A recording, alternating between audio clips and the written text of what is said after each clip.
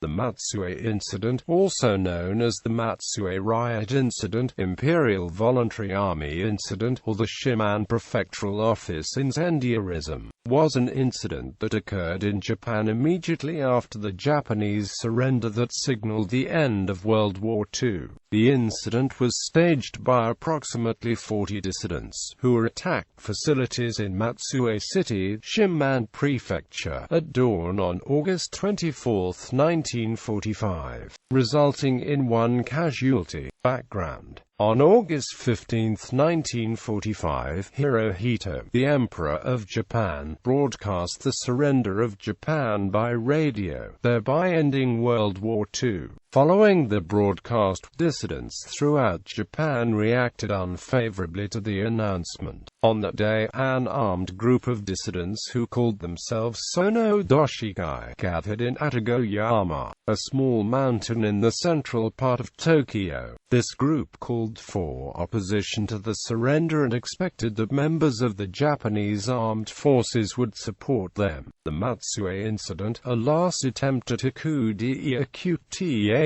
was a response to this call. 10 people were killed and 2 arrested. Leaders of the attempted coup were brought to trial before the Supreme Court of Judicature.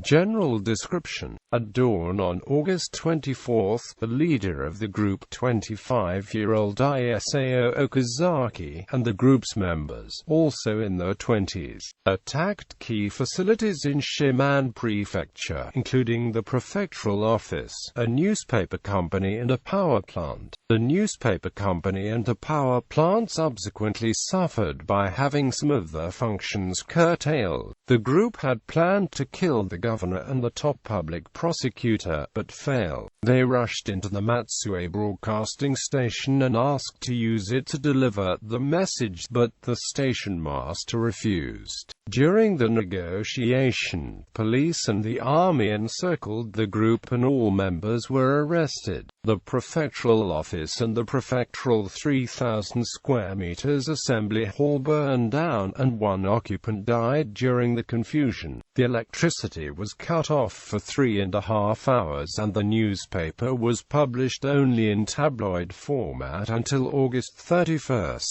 The people of Shimane were shocked by these events, but the media coverage was strictly censored.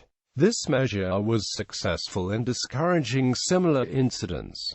The ringleaders were imprisoned. After the release, some of them obtained jobs, one as a teacher, one at a printing company, and another at a waste disposal company. The whereabouts of many former rioters are not disclosed in available sources.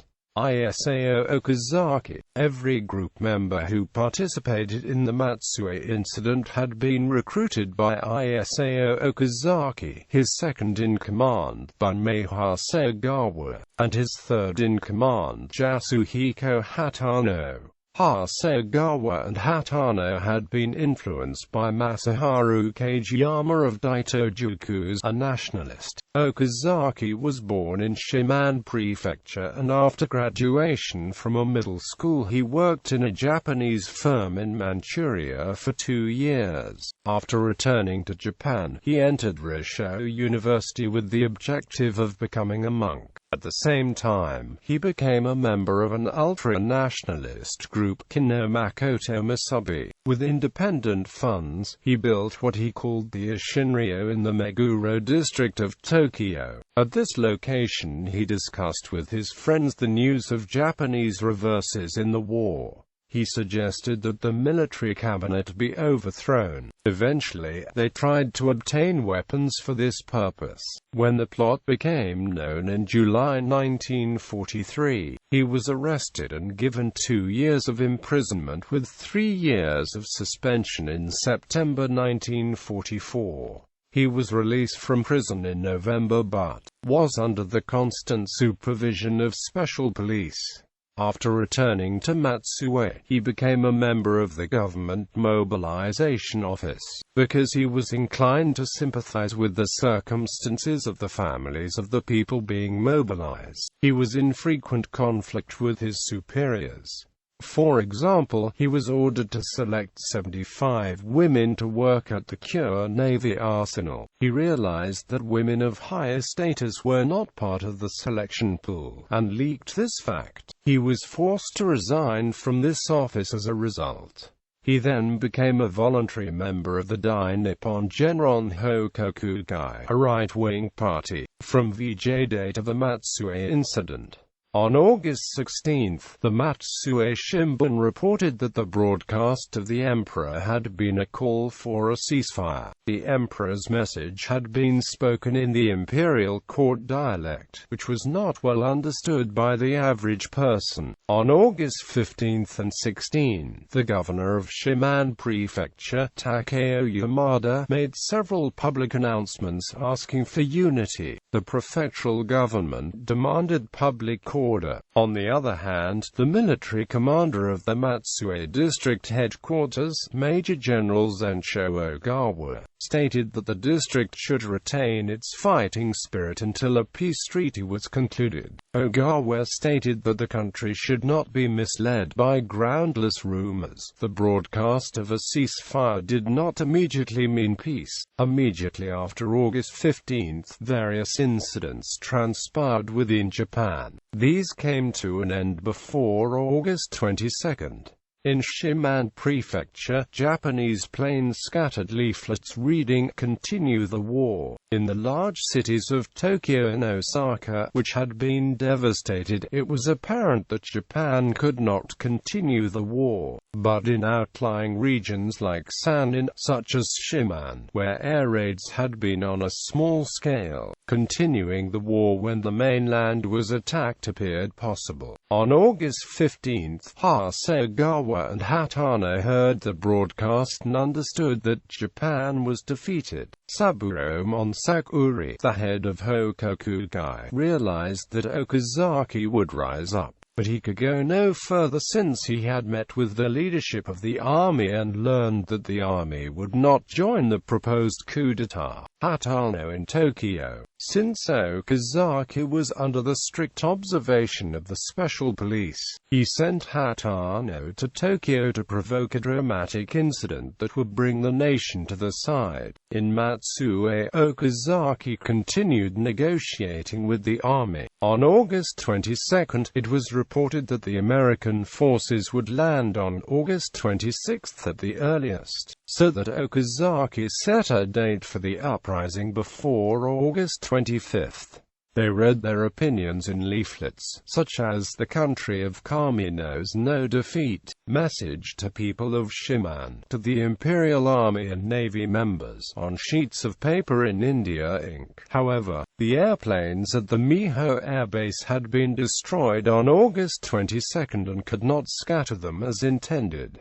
The day before the uprising, on the night of August 23, Hatano reported from Tokyo his intelligence to Okazaki. The plan: the Shimane Prefectural Office will be burned. The governor will be killed. The telephone room of the Matsue post office will be destroyed. The functions of Shimane newspaper will be destroyed. The electricity of the power plant of Matsue will be cut, for the execution of our uprising. The top public prosecutor will be killed. Pamphlets will be distributed on the streets by woman members. After that, the Shimane broadcasting station will be captured to broadcast news of the uprising. The starting time will be 2:40 a.m. on August 24. Okazaki ordered Hatano and others to go to the Matsue Gokoku Shrine, since he himself continued under police observation. He went to the army police headquarters for weapons. However, the army police officer was not cooperative. Uprising and assignments. Those who participated in the uprising gathered at 1 a.m. at the Matsue Gokoku Shrine.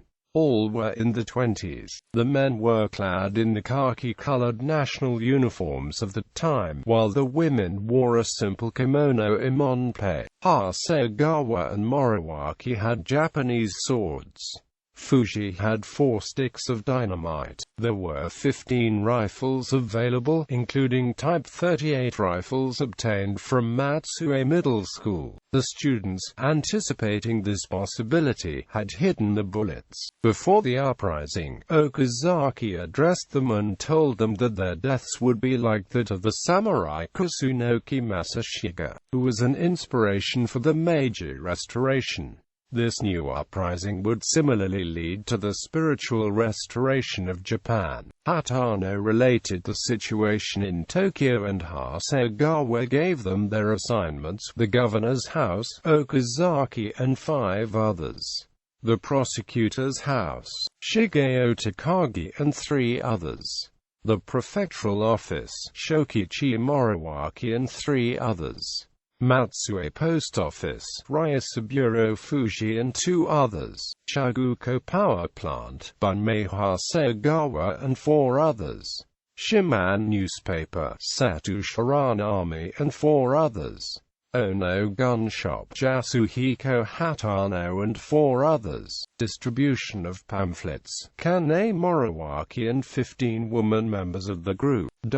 It was decided that after every team attained the respective goals, they would go to the broadcasting station. Whoever resisted them was to be killed. The number of group members differs according to the source consulted. The smallest number was 15, Okazaki and 14 other people. Other sources say 34 men and women, including Okazaki. 46 people were collected by Okazaki, 47 people, 16 of them women, 48 people, 8 of whom were women, and 40 plus several other people. Course of uprising. The uprising started earlier than scheduled. The attacks on the governor and the chief prosecutor started on schedule but failed. The attacks on the post office and on the gun shop also failed. At 2 a.m., the prefectural office team went into the campus, but one of them was watched by a policeman on duty. The team broke into the office and set it on fire at 2:20, 20 minutes before the scheduled time. Kan Soda, master of a small restaurant, rushed to the scene of the fire and was killed by Takeshi Kotamura, a member, who mistook Soda for a person trying to resist them. He was the only fatality during the uprising. The newspaper team broke into the newspaper building amid confusion resulting from the fire and cut the belts of the printing machine. The power plant team arrived at the plant later than 3 a.m. and cut the 65,000-volt cable. The electricity of Matsue went off for the following 3.5 hours. The governor and the chief prosecutor were not in the houses since they had rushed to the prefectural office when it started to burn. The post office team succeeded in setting the dynamite, but it failed to explode, although the fuse burned. The gun shop team could not reach the shop.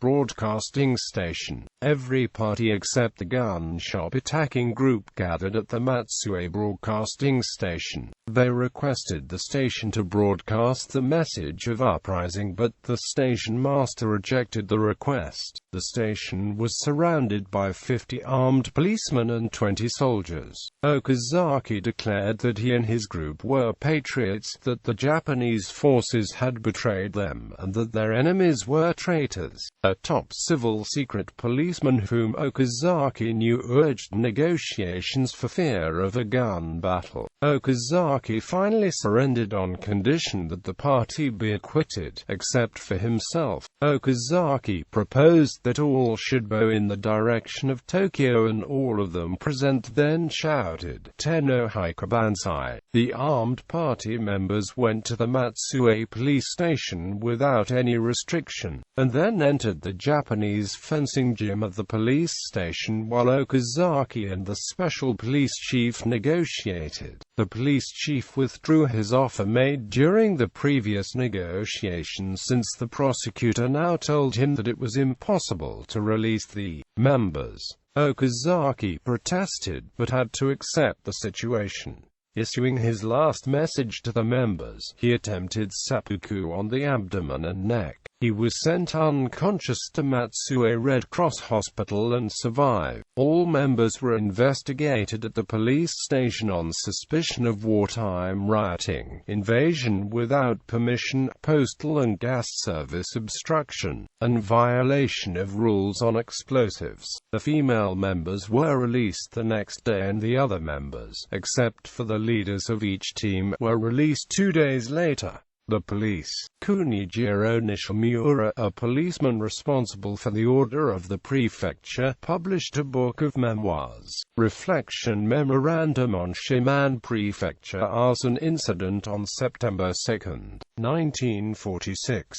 He wrote that every measure should have been taken to prevention the worst outcome, but that had not been done thoroughly. There was some psychological confrontation between the police leadership and the leadership of the civil secret police. The author might have assumed that officials from a rural district could not do anything properly. The author asked the leadership of the special police how many right-wing persons there were who needed to be watched in the prefecture, and the answer was 1, meaning Okazaki. The special police ignored the information that people had been inflamed by pamphlets distributed by airplane. They ignored the National Volunteer Army members, who had sounded a siren and publicly demonstrated with bamboo spears. On August 23, the special police halved the number of policemen on duty. Nishimura stated that they should have prepared more thoroughly and taken these events into consideration when deciding on police staffing. On the night of the uprising, Governor Takeo Yamada was informed of the arson by the police. He immediately rushed to the scene with a cudgel and confirmed the safety of the photograph of Hirohito. It was transferred to the Shiroyama underground shelter, where he also went to command the prefectural offices. Burning the prefectural office. More than 2,000 people gathered to watch the burning prefectural office, but no one dared to extinguish the fire. They were looking at the burning office absent-mindedly, thinking of the future of Japan, according to a newspaper. Another document recorded that people who had endured the government policy in Meibikisokai shouted, "This is the heavens' punishment against the evacuation of my house. I want to see the face of those who performed the bad policy in the name of the emperor." The force of fire was strong and fearful. The prefectural office was on the other side of Matsuehashi Bridge, but a housewife stated she had felt that the fire would come to the other side of the bridge. Trial. The first session of the trial began at the Matsue Regional Court on November 5, 1945. Accused were 15 members of the Japanese Empire Voluntary Army. The presiding judge was Tadato Shimizu. Okazaki was clad in traditional Japanese silk clothing. Finding American officers inside the court, Okazaki asked if the trial would be undertaken under the name of the emperor or the Americans. Mitsu's replied that the trial would take place under the name of the emperor. Members of the Japanese Empire Voluntary Army took this seriously and admitted every fact of the crimes as true. On November 7, Okazaki stated the motives for their uprising. He wanted to remove senior statesmen and zaibatsu around the emperor and wanted to establish a Showa restoration cabinet. The summary of his statement on November 7 and 25 is, "It is an act of serving the enemy that Hideki Tojo became premier without any prospect of victory and in the end lost office. Failure in the politics is surely an act serving the enemy, like the acts of sabotage or espionage. Even during the Russo-Japanese War, soldiers who fought were called invalids. This is what I cannot bear." Mamoru Shigemitsu stated that it was a pleasure that the defeat of the war would bring freedom and democracy. "We lost the sacred war, and what is the pleasure?"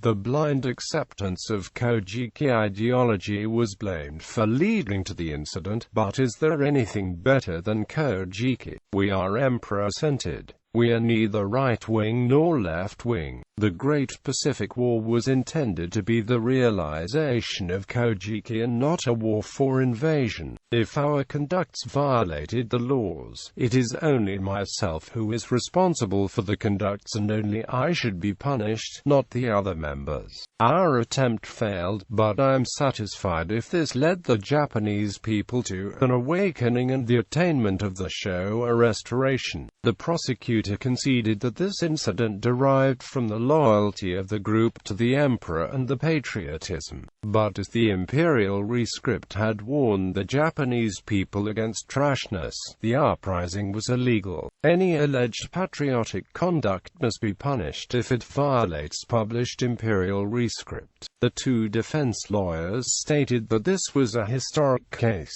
At the time of the uprising, Okazaki was under the observation of the special police and therefore the special police was partly responsible for what happened. The prosecutor side was the target of the uprising and justice could not be maintained.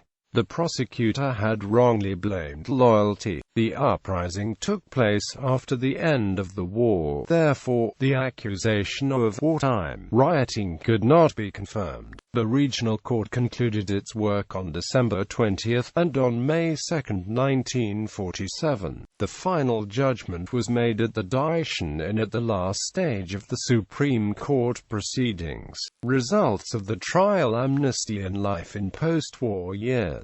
Okazaki was imprisoned for 6 years and 7 months, although he had been sentenced to life imprisonment. On November 3, 1946 and April 18, 1952, he was granted an amnesty. There were only 7 amnesties granted between the promulgation of the Meiji Constitution and participation in the United Nations. However, for Okazaki, Hatano and Hasegawa, it was not beneficial to them as far as life was concerned, since they failed in their uprising and were not allowed imprisonment and had to plunge into the post-war society of Japan. The main members of this incident did not meet after the release from prison.